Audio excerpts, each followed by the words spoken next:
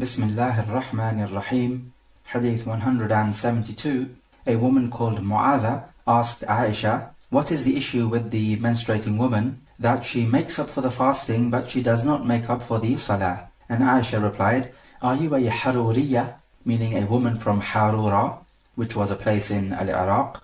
She says, no, I'm not a Haruriya, but I'm only asking. And Aisha replied that this would happen to us, meaning the menstruation, and we would be ordered to make up for the fasting, and we were not ordered to make up for the salah. So from this narration we take that the early Muslims were very eager to learn knowledge, which is in complete contrast to the Muslims in this day and age. So in this hadith, Mu'adha is asking for the reason why the menstruating woman does not have to make up for the missed prayers, but she does have to make up for the missed fasting. And Aisha is simply replying by saying that this is in fact the sunnah. And this is a sufficient reason for any Muslim to be content with, that the Prophet ordered it, full stop. And this is similar to when Ibn Abbas was asked, what is the matter with the traveller, that he prays a 4 rak'ah prayer as 2 rak'ahs when he's praying alone, but he prays the full 4 rak'ahs when he's praying behind an imam who is praying 4 rak'ahs. So why this difference? And Ibn Abbas simply replied, Tilka hiya sunnah, that is the sunnah. So if the only reason we know for a ruling is that the Prophet ordered it so, then this for the Muslim is a good enough reason. As for Aisha asking her, are you from Harura? Then this is a place in Iraq, and the Khawarij settled there. And the belief of the Khawarij was that the woman has to make up for the missed prayers when she misses them in her menses. And of course this is completely against the authentic sunnah. So we say the woman just needs to make up for the fasting, and if she had to make up for the prayers, then this would be too difficult for her, because she's menstruating every month, and then this means she has to make up for the prayers every month which she misses. And this would be something of a difficulty. Whereas with the fasting, this occurs less often than the prayer, and it would be easier. We say that the woman needs to make up for the fasting before the next Ramadan. So the timing for her to make up for any fasting is therefore flexible. If she does not make up for it until after the next Ramadan, then she still has to make up for it, but she has done wrong in delaying it up until the next Ramadan. We can also take that questioning is of two types: question of inquiry and question of a challenge. If somebody comes to challenge you, then you do not need to indulge them. But if they want to genuinely inquire, then yes, answer their question. Hadith 173, that when you are taking a bath you should cover yourself. Hani, the sister of Ali bin Abi Talib, came to the Prophet on the day when Mecca was conquered, and the Prophet was taking a bath, and his daughter Fatima was covering him with a cloth. And Hani says that after the bath, he prayed 8 rak'at at the time of ad-duha. So we find from this that when you are taking a bath, you cover yourself, because here Fatima was covering the Prophet. And authentically in the Sunan, an order format has been given verbally, where the Prophet said, Inna Allaha hayyun sittirun yuhibbul haya'u was-sitr fa-idha ghtasala ahadukum falyastatir. That Allah is modest and one who covers. He loves covering and modesty, so cover yourself when you take a bath. So in the Sharia, taking a bath in public or taking a shower in public where everybody can look at you is impermissible. These 8 rak'at which the Prophet prayed, are these the rak'at of duha, as Hani says, or are they the rak'at which he prays in thanksgiving to Allah for the conquering of Mecca? Because some scholars hold this view. They say that when the Muslim army conquers a land, it is legislated for the ruler of the Muslims to pray a thanksgiving prayer to Allah Jalla wa Ala for granting this victory. But we say the better opinion is that there is no such prayer, and these rak'at which he was praying are the Salatul Duha, just as Hani says. Because Hani ought to know better what this prayer was. She was there when it was happening. Is it permissible to give the salam to the one who is taking a bath? The answer is yes, it is permissible. Is it permissible for the one taking a bath to reply back and even to talk to someone? The answer is yes, it is permissible, because there is nothing to say that it is impermissible. It's been reported that Hani gave the salam to the Prophet, and the Prophet asked, who is this? So there was clearly some form of conversation. Hadith 174, from Abu Sa'id al-Khudri, the Prophet said, لا ينظر الرجل إلى عورة الرجل ولا المرأة إلى عورة المرأة ولا يفضي الرجل إلى الرجل في ثوب واحد ولا تفضي المرأة إلى المرأة في الثوب الواحد. that a man should not look at the awrah of another man, and a woman should not look at the awrah of another woman, and a man should not get in contact with another man under one cover, and a woman should not be in contact with another woman under one cover. So we find from this that even with people of the same gender, they're not allowed to look at each other's awrah. The awrah of a man is from the navel to the knee, and not including the navel and the knee, and it does not include the lower back. And the awrah of a woman in front of other non-mahram men is the whole of the woman, according to the weightier opinion. And many other scholars say it is everything apart from the face and the hands up to the wrist. But the Prophet ﷺ said, Al-mar'atu awra, the woman is awra. So the whole of the woman is awra, because he says al-mar'a, the woman, meaning to say the whole woman. As for the man and the man, or the woman and the woman not touching each other underneath one cover, it is to prevent them from touching the awrah of each other, even if it is accidentally. So if that is not allowed, then homosexuality is even more so not allowed. So as for the awrah of the man, the private parts are the strong awrah. As for the thighs, then they are also awrah, but they are a lighter form of awrah, because it has been narrated that the Prophet did uncover the thighs in front of some of his companions. And as for the woman, it should be noted that just covering yourself merely is not good enough. Rather, it needs to be with a clothing which does not show the shape of the bones and the shape of the body. And the evidence for this, the Prophet ﷺ gave an item of clothing to Usama ibn Zayd, and he gave it to his wife. So when the Prophet asked where this clothing is, Usama said he gave it to his wife, and the Prophet told him, Murha an taj'ala tahtaha ghilalatun, fa inni akhafu an tasifa 'idhamaha. Order her to put another clothing underneath that clothing, because I fear that this item of clothing will show the shape of her bones. So in other words, wearing tight clothing for women is impermissible, and it is a means of causing fitna. Is a woman allowed to expose her breasts in front of another woman? We say no, this is impermissible. And this is from the habits of the licentious and evil kafir women. However, if she has to breastfeed her young one, then she is allowed to expose her breast in front of another woman, because now it is for a need. Of course, it should be known that the husband and wife can look at each other's awrah. And also, we appreciate from this hadith that the Sharia wants to keep people away from fitna. Even a seemingly unlikely fitna like sodomy. The rule is stricter for men. Men are not allowed to look at ajnabiya women except for a genuine need or necessity. Whereas for women, they are allowed to look at men if it is without desire. But if it is with desire, then they have to fear Allah and lower their gaze. We have evidence for women, for example, Aisha radiallahu anha watching the Habashiyya play in the masjid at Eid time. That is in the Sahih. And the Prophet was standing in front of her. Also we have the situation where the Khath'amiyya woman, meaning a woman from Khath'am, came to the Prophet to ask her about her father, whether she could perform Hajj on his behalf or not, because her father was old and frail. The Prophet was sitting on a camel, and Al-Fadl ibn Abbas was sitting behind him. And the woman and Al-Fadl started to look at each other, and the Prophet turned the face of Fadl away from her, because it would be fitna. But he did not tell the woman to look away.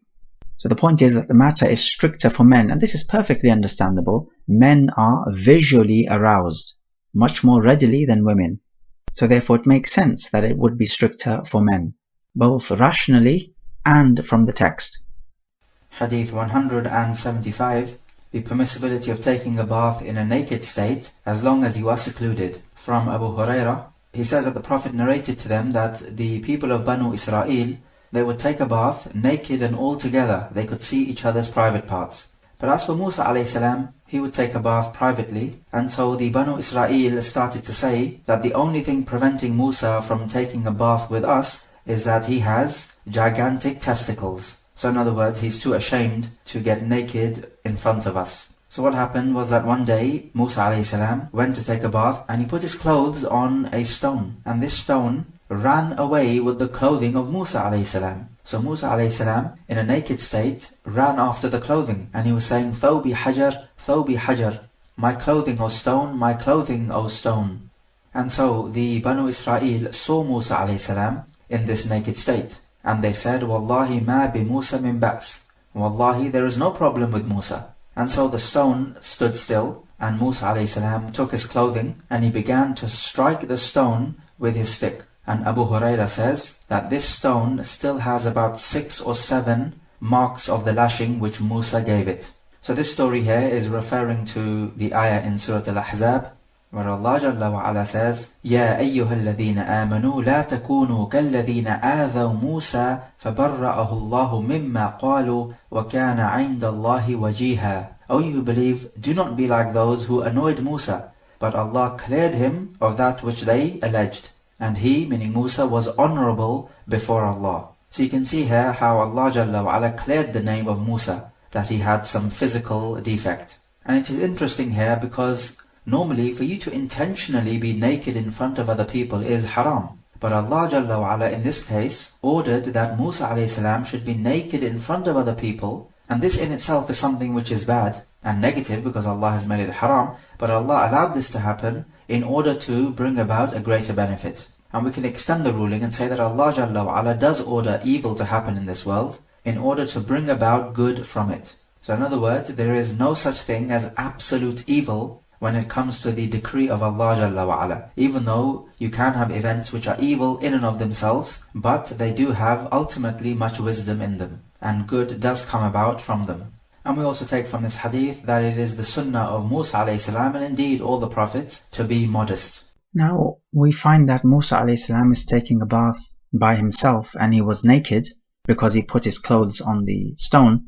Can we take from that it is also permissible for us to take a bath naked? Because is the Sharia of Musa a.s. the Sharia for us? And the answer to that question is yes. Unless otherwise proven, the Sharia of any previous prophet is the Sharia for us.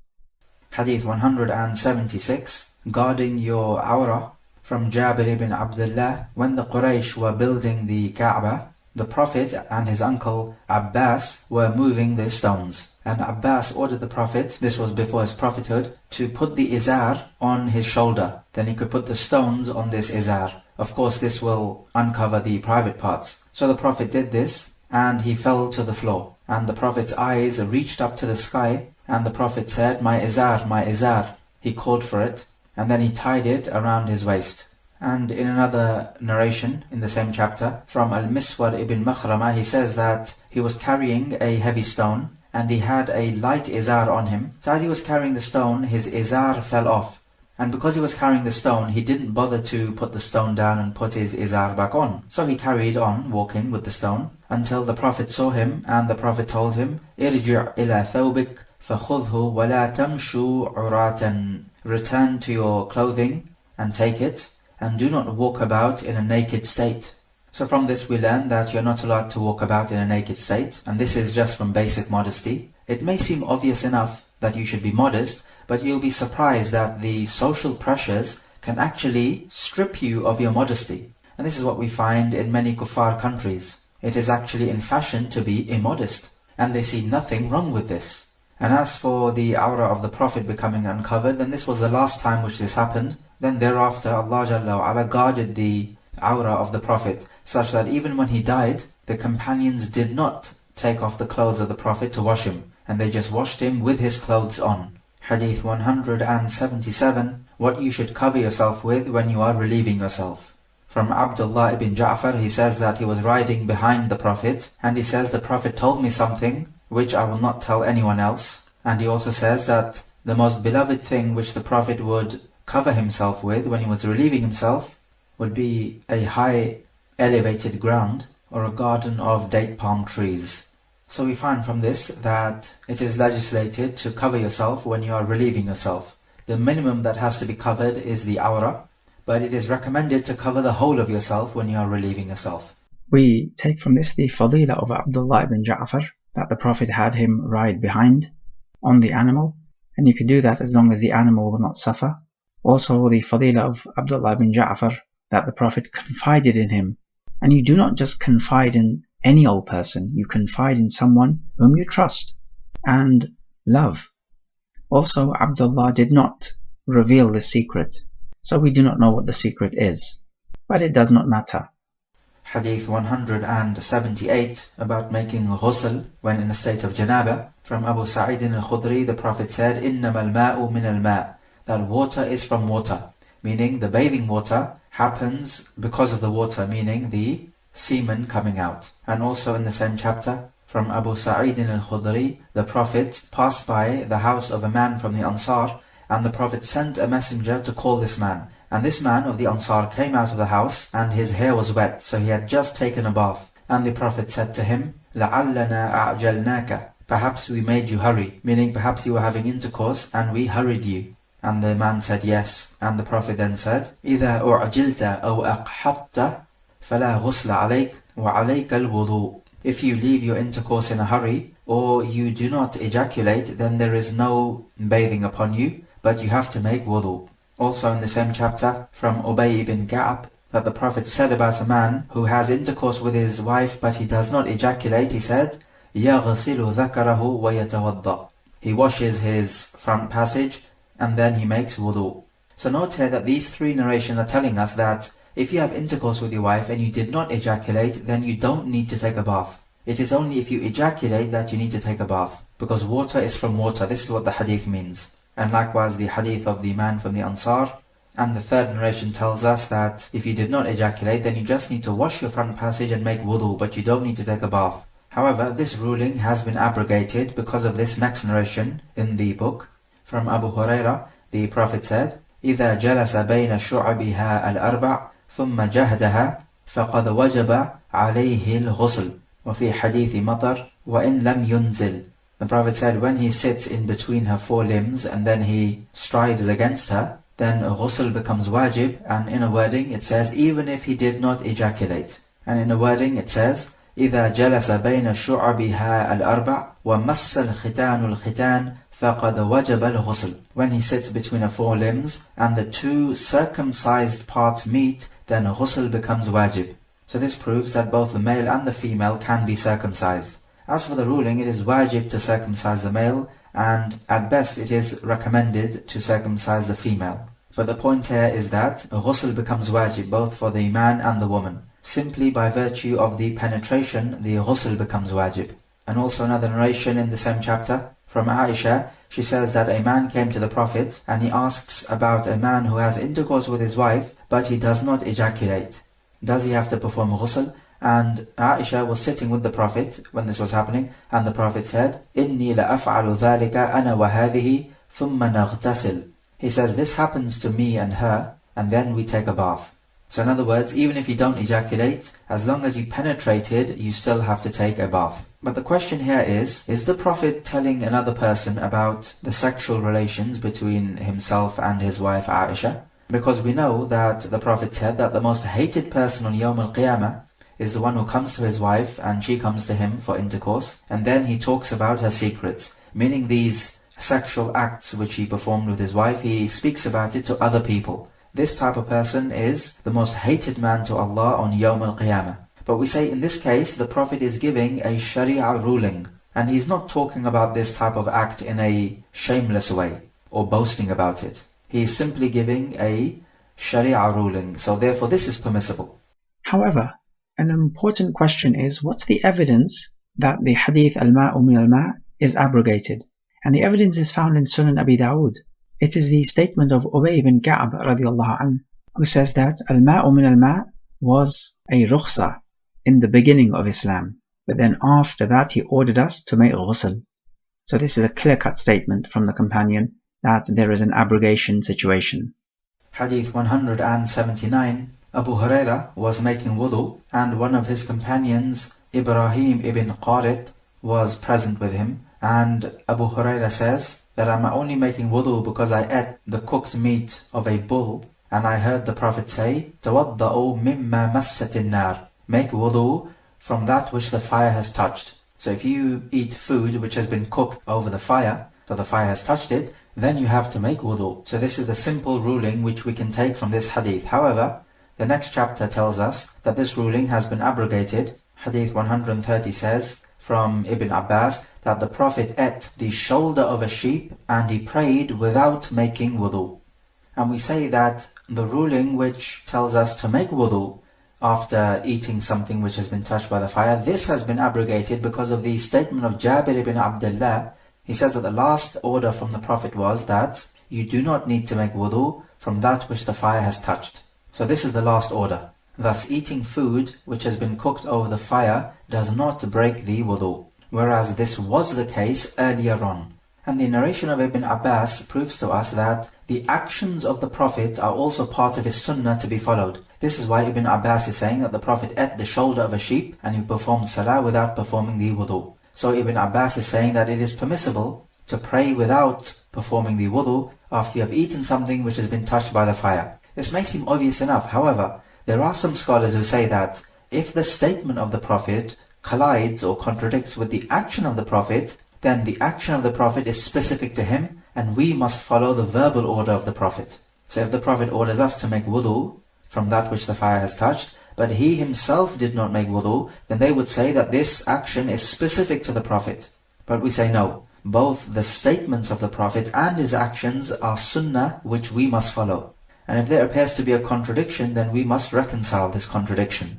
Also in the same chapter from Ibn Abbas, he says that the Prophet drank some milk and then he called for a container of water and he rinsed out his mouth and he said, Inna lahu dasaman. Verily it, meaning the milk, has fat in it. So what he's doing here is that he's rinsing his mouth out from this fat. And likewise we can make an analogy and say that anytime you eat or drink something from which some remnants are left in your mouth, then you should rinse out your mouth and make sure that your mouth is clean. And this is particularly important before the prayer because you do not want any remnants of the food being swallowed during the prayer, as this is not fitting. Hadith 181, making wudu after eating the meat of a camel. From Jabir ibn Samurah, he says that a man came to the Prophet, أَأَتَوَضَّأُ مِنْ لُحُومِ الْغَنَمِ. Should I make wudu after eating the meat of a sheep? The Prophet said, إِن شِئْتَ فَتَوَضَّأْ وَإِن شِئْتَ فَلَا تَوَضَّأْ. If you want, make wudu, and if you want, then don't make wudu. Then the man asked, أَتَوَضَّأُ مِنْ لُحُومِ الْإِبِلِ. Should I make wudu from eating the meat of camels? The Prophet said, Na'am, tawadda' min luhum al-ibil. Yes, make wudu from the meat of the camel. And the man asked, Usalli fi marabid al-ghanam. Can I pray in the sheep stable? The Prophet replied, Na'am, yes. And then he asked, Usalli fi mabarik al-ibil. Am I allowed to pray in the stables of camels? And the Prophet replied, La, no. We have just said that the ruling on making wudu when eating something which has been cooked on the fire is that you don't have to make wudu. However, in this hadith we find an exception to the general rule, that you do have to make wudu from eating the meat of a camel. And out of the 4 madhahib, only the madhab of Al-Imam Ahmad says that you make wudu from eating camel meat. The other 3 madhahib say, no, you don't have to make wudu. However, the hadith is here in front of us. The point is that the Prophet gave a choice when it comes to making wudu from eating sheep meat, but he did not give a choice when it comes to the camel meat. So we can deduce from this that you have no choice. You must make wudu from eating the meat of a camel. And this is the exception to the general rule, that you don't need to make wudu after eating the meat which has been cooked on fire. The reason which has been suggested is that camels are made of the same material as the jinn are made of. So they have this wild nature about them. So eating the meat of a camel could turn you a little fiery and wild. So wudu would cool you down. And it makes no difference which part of the camel you eat. As long as it is camel meat, you must make wudu. What about if you drink camel's milk? The answer is no, you don't need to make wudu from that. It is only the meat of the camel. Hadith 183, about only making wudu when you're sure you have broken it. From Abu Hurairah, the Prophet said, إِذَا وَجَدَ أَحَدُكُمْ فِي بَطْنِهِ شَيْئًا فَأَشْكَلَ عَلَيْهِ أَخَرَجَ مِنْهُ شَيْءٌ أَمْ لَهُ فَلَا يَخْرُجَنَّ مِنَ الْمَسْجِدِ حَتَّى يَسْمَعَ صَوْتًا أَوْ يَجِدَ رِيحًا. When one of you is in doubt, has something left his belly or not, then he must not leave the masjid until he hears a sound or he smells an odor. So from this we can take it is only when you're sure that you have passed wind that you renew your wudu. Because the asl is that if you know you have made wudu, then you are still in a state of wudu unless there is evidence otherwise. If you are, let's say, 70, 80, 90% sure that you have broken your wudu, you do not repeat the wudu. You need to be 100% sure. And this is different to when it comes to matters of ibadah. So for example, if you are praying and you are about 70% sure that you are in your 4th rak'ah, then you go by this and you complete it as if you have done 4 rak'at, and then you make the sajdat as-sahu afterwards. Likewise, when you're making the tawaf, you are about 80% sure that this is your 6th circuit. So what you do is that you complete 1 more circuit, and that's it. You go by what is predominant in your thoughts. However, when it comes to renewing your wudu, you have to be 100% sure that you broke the wudu. And this idea of hearing a voice or smelling an odor is just by way of an example, because a person might be deaf or he might have something wrong with his nose. The point is, as long as you are sure that you have passed wind, that is when you renew the wudu. And if you started to renew the wudu because of any type of doubt which you have, then this will open up the doors to shaitan to whisper into you that you have broken your wudu. And so you'd find many people, they even break their prayer to go and renew the wudu. And this is just shaitan playing with them. He wants to spoil the acts of worship. So the lesson is, do not open up the doors for shaitan. Hadith 183, about tanning the skin of the dead animal. From Ibn Abbas, he says that a servant girl of Maymuna, the wife of the Prophet, was given a sheep as a charity, and this sheep died. And the Prophet ﷺ passed by the sheep and he said, هَلَّا أَخَذْتُمْ إِهَابَهَا فَذَبَغْتُمُوهُ فَانْتَفَعْتُمْ بِهِ. Why don't you take its hide, meaning its skin, and then tan it, then you can make use of it? They replied, but this sheep is dead. And the Prophet replied, إِنَّمَا حَرُمَ أَكْلُهَا. Only the eating of the dead sheep is haram. And from Ibn Abbas in another narration of this chapter, the Prophet said, إِذَا دَبُغَ الْإِهَابُ فَقَدْ طَهُرْ. When a hide is tanned, then it becomes pure. First of all, what is ad-dibagh or tanning? It is when you remove the dirty substances from the skin, thus removing the physical dirty substances and the stench from the skin of the dead animal, and then it becomes cleansed and it also becomes pure. Whereas previously it was najis because it is from a dead animal. And you can tan it using water and anything which will remove the dirty substances from the skin and remove the stench of the skin. On the topic of tanning, some ulama say that tanning does not purify the skin. Except if the skin is dry, then it is pure. But if the skin becomes wet, then its najasa is moved on to that which it touches. So only in the dried state is the tanned skin tahir. Some ulama say that any skin of any dead animal becomes pure when it is tanned. So even the skin of a pig becomes pure if it is tanned, upon this opinion. And then the third opinion is only the skin of those dead animals which are allowed to be sacrificed using the halal method, only their skins become pure when tanned.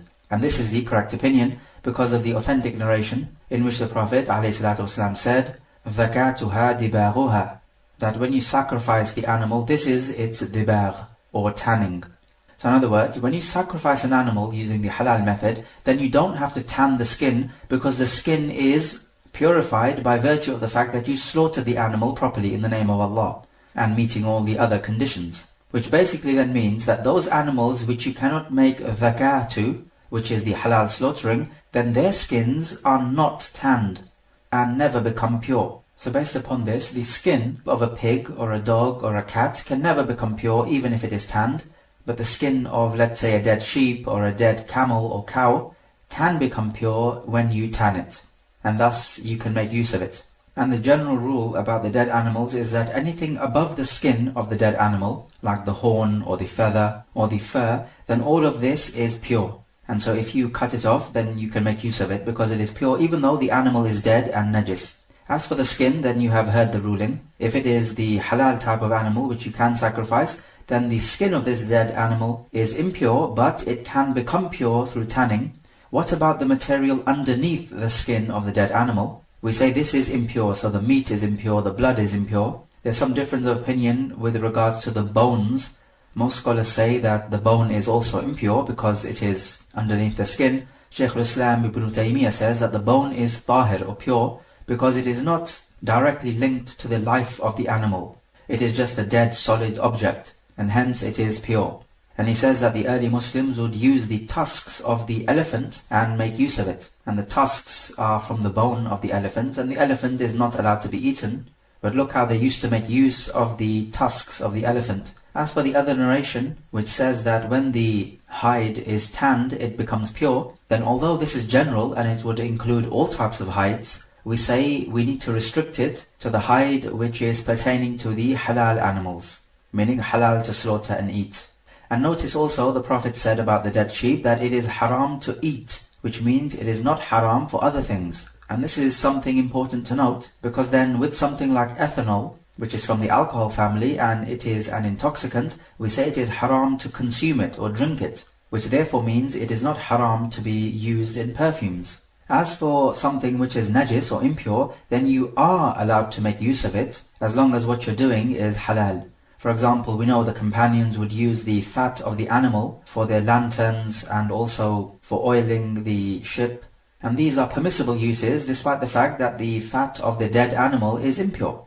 And the Prophet acknowledged that they are allowed to do this, but what he forbade is to sell the fat of the dead animal. Because that which is najis, then it is also haram to sell it. We can also say that this is an example of the Sunnah making a takhsis of the Quran, because the Quran teaches us حُرِّمَتْ عَلَيْكُمُ الْمَيْتَةِ, the dead animals are haram for you. As general, it would include all the parts of the dead animal, for all purposes. But this narration makes an exception. The skin of the dead animal is not haram, as long as it is tanned, and as long as the animal is normally allowed to be slaughtered, such as the sheep, not animals like the pig or the dog or the cat. As for this debate about the bones, does life run through it or not? Like we said, the mainstream opinion is that life runs through it and therefore not allowed to be used if it is from a dead animal. And one of the evidence quoted here in support of this opinion is when Allah Jalla wa Ala says, قَالَ مَنْ يُحْيِي الْعِظَامَ وَهِيَ رَمِيمٌ قُلْ يُحْيِيهَا الَّذِي أَنْشَأَهَا أَوَّلَ مَرَّةٍ وَهُوَ بِكُلِّ خَلْقٍ عَلِيمٌ. They will say, who will give life to the bones after they have become dust? Say, the one who gave them life the first time round will give them life again, and he is knowledgeable over all creation. So the word life is linked to bones. And definitely then the safer opinion would be to keep away from the bones of dead animals. They are to be treated as impure, just like the meat of the dead animals. Hadith 184. This is pertaining to at-tayammum. From Aisha, she says that she borrowed a necklace from Asma, her sister. And this necklace got lost. And they were on a journey. She was with the Prophet, with the companions on a journey. And so the Prophet sent some people to look for this necklace. Whilst they were looking, the time of Salah came, and they did not have any water to perform wudu. And so they complained to the Prophet about this. And so the ayah of tayammum was sent down. And Usayd ibn Hudayr said to Aisha, may Allah reward you with good. There is no problem which descends upon you, except that Allah makes a way out for you, and He gives the Muslims much barakah. Because here, we find that there is a problem. The necklace is lost. And this is something which is negative. But because of this negative event, much blessings came about from it, because the ruling of tayammum was revealed. Now imagine if tayammum was not in existence, and you absolutely had to use water in all circumstances. Imagine how difficult life could become when you don't have water, or perhaps you're too ill to use water. And if the ruling is, no, you must still use water, life could become extremely difficult. So it's because of this seemingly negative event that Allah brought about much goodness. And this is what Usayd ibn Hudayr is saying to Aisha. Also in the same chapter, Abu Musa and Ibn Umar were sitting together, and Abu Musa asked Ibn Umar, inform me that if a person is in a state of janaba and he does not find water for 1 month, what should he do? And Abdullah ibn Umar replied, he must not make tayammum even if he does not find water for a month. But then Abu Musa said, but how then do you explain this ayah? And he recited ayah number 6 from Surah Al-Ma'idah, فَلَمْ تَجِدُوا مَاءً فَتَيَمَّمُوا صَعِيدًا طَيِّبًا. And you don't find water, then make tayammum from pure earth. And then Abdullah said, this is when the water is too cold for you to use, then you can make tayammum. But then Abu Musa replied back, but did you not hear the statement of Ammar ibn Yasir, when he said that the Prophet sent me to perform a task, and I became in a state of janaba, and I did not find water. So I rolled around on the floor just like an animal rolls around. Then I came to the Prophet and mentioned that to him, and the Prophet said, إِنَّمَا كَانَ يَكْفِيكَ أَن تَقُولَ بِيَدَيْكَ هَكَذَا. It would have been enough for you to do this with your hands. And then the Prophet struck both his hands on the earth, one striking, and then he wiped the left hand over the right and on the back side of the hands, and also he wiped the face. And so in response to this, Abdullah ibn Umar said, "Did you not know that Umar," meaning the father of Ibn Umar, "was not content or did not accept this statement of Ammar?" So these narrations tell us about the legislation of at-tayammum. First of all, what does at-tayammum mean? It means to intend something. So technically it means when you intend clean earth to purify yourself therewith in preparation for the salah and all those things for which you need wudu. And the method to perform it is as we find in the Quran and the Hadith. Allah Jalla wa Ala says about the tayammum, فَامْسَحُوا بِوُجُوهِكُمْ وَأَيْدِيكُمْ مِنْ, then wipe your faces and your hands with it, meaning from the clean earth. And what you use for tayammum is a clean earth. It is sa'id, and this is anything which you find on the surface of the earth. So it could be dust, which is what most scholars say, but it doesn't have to be. It could be sand, it could be some gravel. It is anything which is first of all pure, and secondly naturally occurs on the surface of the earth. Because the whole earth has been made for this ummah as a masjid and as a means of purification. So it is a masjid and a tahur, something which purifies you. And the best way to perform the tayammum is to wipe the face first and then the hands, just as described in the Quran. And this is the way you perform wudu, because you wash the face first and then you wash the hands. And even if you're making tayammum for janaba, which therefore would be a replacement for the ghusl and not for the wudu, it is still better to wipe the face first and then the hands, because this is how the Quran explains it. So it is best to stick to the wording of the Quran and the order of the Quran.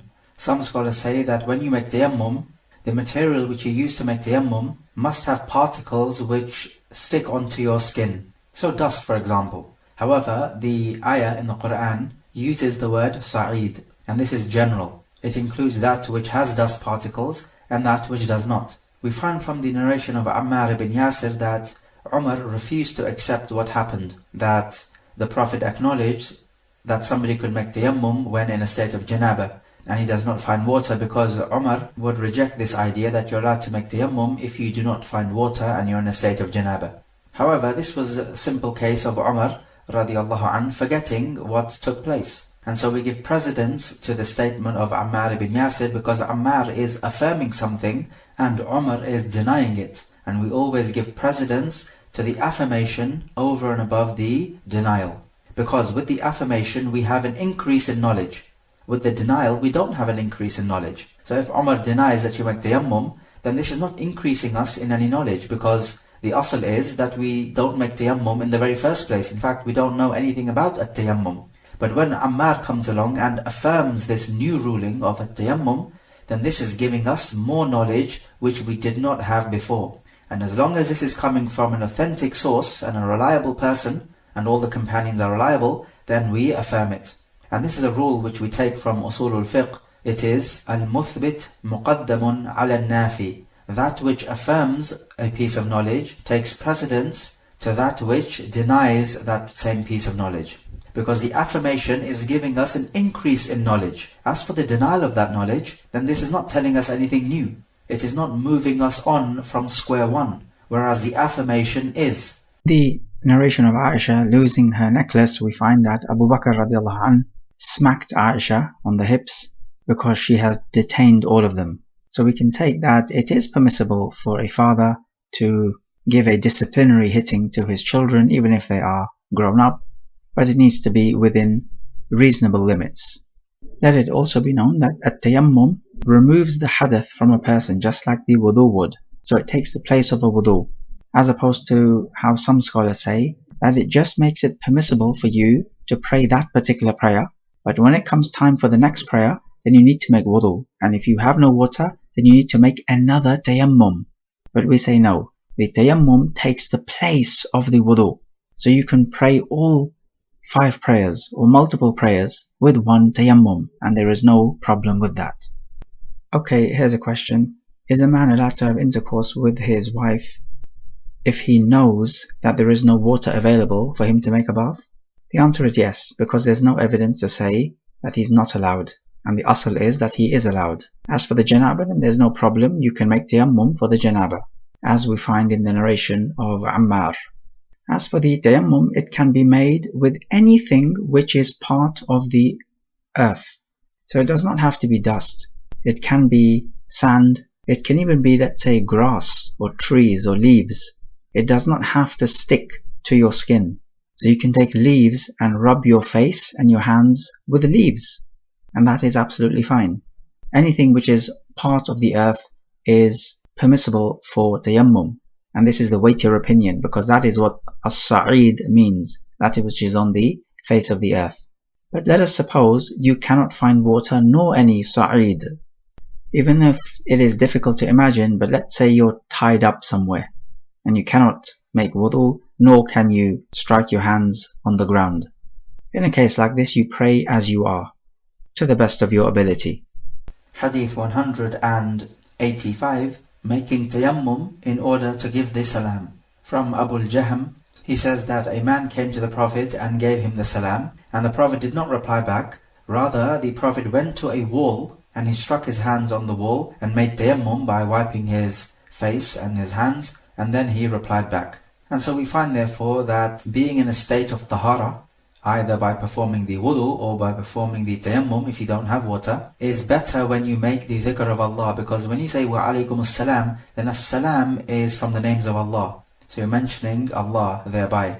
And it is better to be in a state of purity. And likewise we can say with all acts of worship, especially when you make dua and other types of dhikr, it is better to be in a state of tahaarah than not. Although you are allowed to reply back the salam and also make dua and make the dhikr of Allah when you are not in a state of tahaarah. And also from Ibn Umar, he says that the Prophet was relieving himself, urinating, and a person passed by and said the salam, and the Prophet did not return the salam. And the reason for this is because the one who gave the salam, he does not deserve a reply in this situation. Because in a state where you're relieving yourself, it is not fitting to make mention of the name of Allah Jalla wa Ala, and as-salam is from the names of Allah.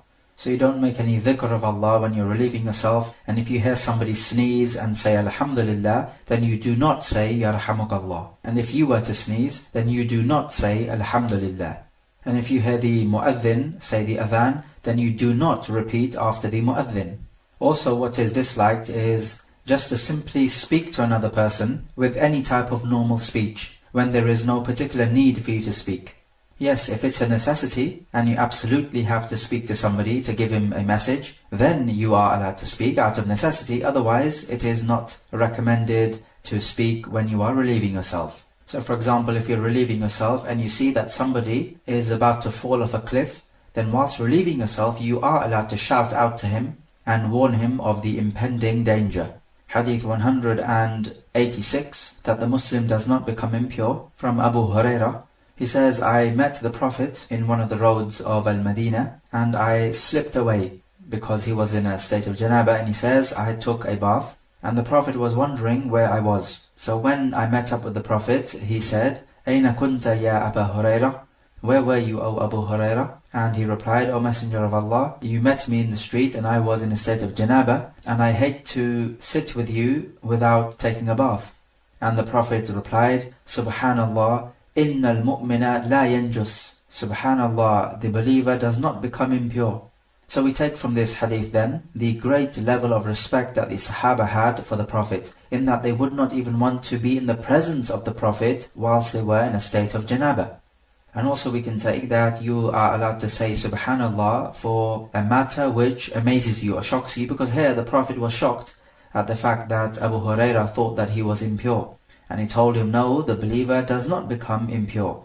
This means to say physical impurity, otherwise when you're in a state of janaba, you are in spiritual impurity.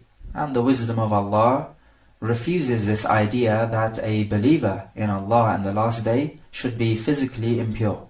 We also take the concern the Prophet showed towards his companions, and that the Prophet was not so high and mighty and proud so as to not care about those who are underneath his authority or not on his level. And this is a lesson for all those who have a status or an authority above other people. Okay, is the kafir najis or tahir? Well, physically speaking, the kafir is tahir. Otherwise, you would not be allowed to marry the chaste women of the Jews and the Christians. As for Allah Jalla wa Ala saying, إِنَّمَا الْمُشْرِكُونَ نَجَسٌ, then this is spiritual impurity. In other words, their beliefs and actions are hated to Allah Jalla wa Ala, so they're impure in that sense. Likewise, we know that the kuffar are allowed in the masjid for a genuine need, and had they been najis, this would not have been permissible. Hadith 147, the statement of Aisha that the Prophet would make mention of Allah at all times. So this is a general statement. Of course it has exceptions. You don't make mention of Allah when you are relieving yourself, for example. But what we can use this narration for is that if you're in a state of janaba, then you still can make dhikr of Allah Jalla wa Ala. The only thing on which there is a difference of opinion, are you allowed to recite the Quran? Because many ulama say you're not allowed to recite the Quran. But as for general dhikr of Allah, then there is nothing stopping you from doing this even when you're in a state of janaba. And a good way to make sure that you are constantly remembering Allah is to give yourself your own personal target. That you're going to say such and such types of adhkar, such and such amount of time every day. So when you give yourself a target like this, you're going to stick to this target. And it will ensure that you are remembering Allah constantly. And making dhikr of Allah Jalla wa Ala gives you barakah or blessing in your time. And an example of this is Shaykh al-Islam Ibn Taymiyyah. He would remember Allah Jalla wa Ala much every day. And he would have much blessing in his time. Meaning to say he would accomplish much in a short space of time, such that it has been narrated that Ibn Taymiyyah wrote his book Al-Aqidatul Wasitiyya and his book Al-Hamawiyya, 2 books on Aqidah, between Dhuhr and Asr. This is an amazing achievement, because if you look at these books, the average person, even if he was just to copy these books, would need longer than the time between Dhuhr and Asr.